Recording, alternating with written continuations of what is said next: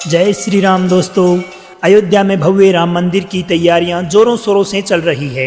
हर दिन ऐसी खबरें सुनने को मिलती है जिससे पता चलता है कि अयोध्या का राम मंदिर को लेकर जनता का उत्साह है, इमोशन और उमंग की तमाम ऊंचाइयां पार कर चुका है। खुद प्रधानमंत्री नरेंद्र मोदी ने मंदिर की प्राण प्रतिष्ठा से पहले 11 दिन का अनुष्ठान करने का फैसला लिया है। देश भर के साधु सन्यासी अभी से अयोध्या कूच करना शुरू कर चुके हैं। भगवान श्री राम की प्राण प्रतिष्ठा वाले दिन 40 लाख दीपों की मदद से भगवान श्री राम की योद्धा वाली प्रतिकृति बनाई जा रही है। देश भर में पहली बार दिवाली से पहले सड़कों पर मिट्टी के बर्तन बिकने शुरू हो गए हैं। इसी दौरान लगातार मंदिर परिसर में आ रही तस्वीरें हमारा दिल जीत रही है। राम मंदिर के 14 स्वर्ण जड़ित दरवाजे तैयार हो चुके हैं। गुजरात से लेकर उड़ीसा तक न जाने कितने राज्यों में झांकियां अयोध्या नगरी के लिए रवाना हो चुकी है, जिनके लिए खास प्रसाद अभी से तैयार किए जा रहे हैं। अयोध्या से लेकर नेपाल तक पुलिस हाई अलर्ट पर है। अकेले अयोध्या शहर में 10,000 से ज्यादा सीसीटीवी कैमरे लगा दिए गए हैं। अयोध्या की हर गली नुक्कड़ सही मायने में दुल्हन की तरह सजकर तैयार हो चुका है। हर तरफ ऐसा माहौल बन गया है कि मानो भगवान श्री राम के अलावा इस देश का कोई दूसरा वजूद ही नहीं है। आंखों में आंसू और दिल में उत्साह भरकर लोग बस भगवान श्री राम के प्राण प्रतिष्ठा वाले दिवस का इंतजार कर रहे हैं। मगर मैं ये कहूँ कि भव्य राम मंदिर की प्राण प्रतिष्ठा का इंतजार सिर्फ भारत में ही नहीं बल्कि भारत से बाहर भी कई देशों में किया जा रहा है, तो इसमें कोई अतिशयोक्ति नहीं होगी। थाईलैंड से लेकर इंडोनेशिया तक और श्रीलंका से लेकर साउथ कोरिया तक बहुत बड़ा वर्ग है जो इस दिन का बेसब्री से इंतजार कर रहा है। ये वो देश हैं जहां राम भक्तों की बड़ी तादाद है।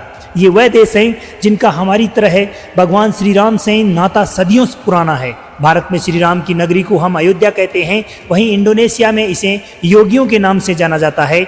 हम राम कथा बोलते हैं और इंडोनेशियन इसे ककनीन या काकाविन रामायण के नाम से जानते हैं। हमारे यहाँ प्राचीन रामायण के रचयिता महर्षि वाल्मीकि है, तो वहीं इंडोनेशिया में इसके रचयिता कवि योगेश्वर है। थाईलैंड की राजधानी को तो 15वीं शताब्दी में ही अयोध्या कहा जाता था। इसे स्थानीय भाषा में वहाँ के लोग अयोध्या ही बोलते हैं। यहाँ के लोग अपने राजा को भगवान राम का वंशज मानते हैं और विष्णु का अवतार कहते हैं। थाई संस्कृति और साहित्य का रामायण और राम से काफी जुड़ाव है। यहाँ के राजा अपने नाम के साथ राम लिखते थे। थाईलैंड के मौजूदा राजा को भगवान श्री राम का 10वां वंशज माना जाता है। यहाँ तक कि उनके राज्य अभिषेक के लिए गोरखपुर से पंडित गए। और तो छोड़िए, थाईलैंड की राजधानी बैंकॉक को महेंद्र अयोध्या भी कहा जाता है। लोगों का मानना है कि इस अयोध्या को भगवान इंद्र ने बसाया था। मगर इन सब जुड़ावों में सबसे दिलचस्प कहानी आती है दक्षिणी कोरिया की। मेरा विश्वास है कि इस कहानी को आपने सरसरी तौर पर तो सुना होगा, लेकिन विस्तार पूर्वक कोरिया के अयोध्या कनेक्शन की कहानी आपको नहीं बताई होगी। दोस्तों, ये बात तो हमने कई बार सुनी है कि अयोध्या की राजकुमारी सूरी रत्ना ने दक्षिणी कोरिया के राजा सूरो से प्रेम विवाह किया था। यही वजह है कि बहुत सारे कोरियन अयोध्या को अपना ननिहाल तक मानते हैं। तो चलिए पूरी कहानी को डिटेल से सुनते हैं। तो कहानी शुरू होती है 48 ईसा पूर्व। अयोध्या में एक राजकुमारी रहती थी जिसका नाम था सूरी रत्ना। सूरी रत्ना के पिता थे पद्मसेन और माता थी इंदुमती। राजा पद्मसेन का कौशल साम्राज्य पर राज था। उस समय कौशल साम्राज्य आज के उत्तर प्रदेश से लेकर उड़ीसा तक फैला हुआ था। एक रात को राजा पद्मसेन को स्वप्न आता है कि उनकी बेटी का विवाह कोरिया के राजा किम सोरो से हो रहा है। अपने इसी स्वप्न की लाज रखने के लिए राजा पद्मसेन ने अपनी बेटी सूरी रत्ना को पूरे रात शाही शानो शौकत के साथ समुद्र के रास्ते कोरिया भेज दिया। 2 महीने की लंबी यात्रा के बाद रानी सूर्य रत्ना कोरिया के गंगसांग राज्य में पहुंची। जिस समय सूरी रत्ना कोरिया समुद्र यात्रा पर निकली थी, उसी दौरान कोरिया के राजा किम सोरो पर शादी के लिए दबाव बनाया जा रहा था। लोग प्रेशर बना रहे थे।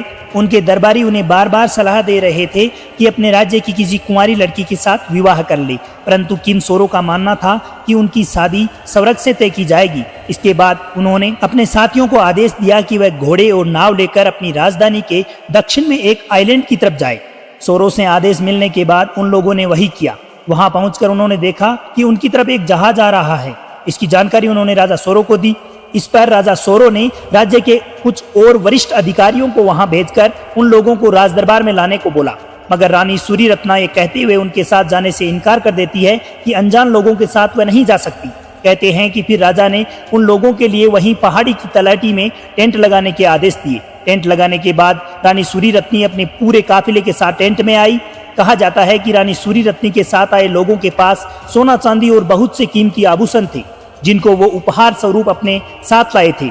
रानी के टेंट में पहुंचने के बाद राजा भी उनसे मिलने वहां पहुंचे। रानी सूरीरत्नी ने राजा को जब अपने पिता के स्वप्न के बारे में बताया तो राजा सोरो का भी जवाब सुनकर वह सन्न रह गई।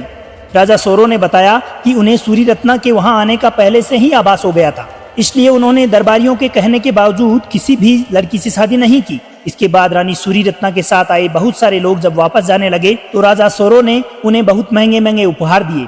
रानी के साथ आए बाकी लोग तो वापस लौट गए, लेकिन रानी के 2 सेवक और उनकी बीवियों को राजा सोरो ने अपने महल के पास एक अलग से घर दे दिया। इसके बाद राजा सोरो के साथ शादी होने पर रानी सूरीरत्ना को ह्योहोंग ओक नाम दिया गया। शादी के बाद रानी सूरीरत्ना ने सोरो से कहा कि वह अपने 2 बच्चों को अपना सरनेम देना चाहती है। कहा जाता है कि महारानी ह्योहोंग ओक और राजा किम सोरो को कुल 12 संतानें उत्पन्न हुई। आज कोरिया में कारक गोत्र के तकरीबन 60 लाख लोग अपने आप को राजा किम सोरो तथा अयोध्या की राजकुमारी का वंशज मानते हैं।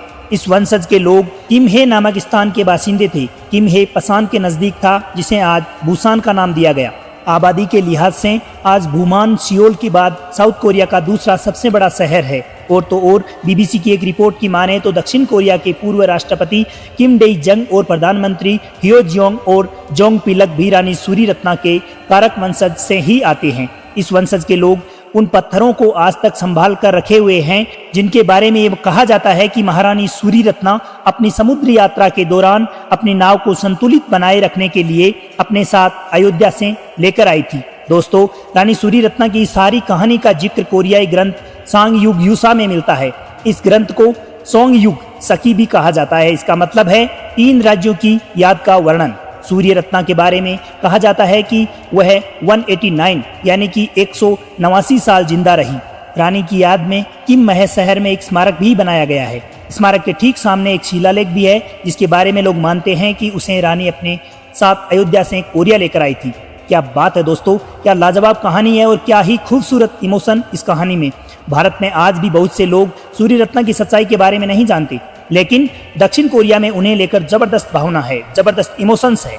आज जब अयोध्या में भगवान श्री राम के भव्य मंदिर का निर्माण हो रहा है तो भारत के साथ लाखों कोरियाई लोग भी भावुक हैं। भारत ही नहीं अपितु दुनिया के बहुत सारे देशों के लोग भी खुश हैं जो भगवान राम से सदियों पुराना नाता महसूस करते हैं। तभी तो सैकड़ों सालों से भारत की तरह इन देशों में भी रामलीला मनाई जाती है, आयोजित की जाती है, खेली जाती है।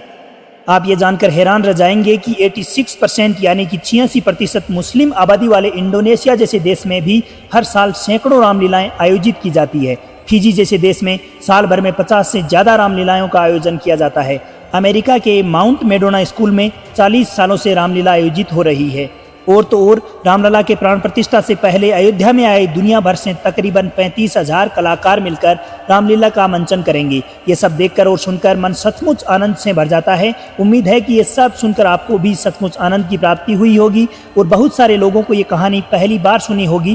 कहानी को सुनकर आपको क्या रिएक्शन हुआ प्लीज कमेंट सेक्शन में कमेंट करके जरूर बताइएगा।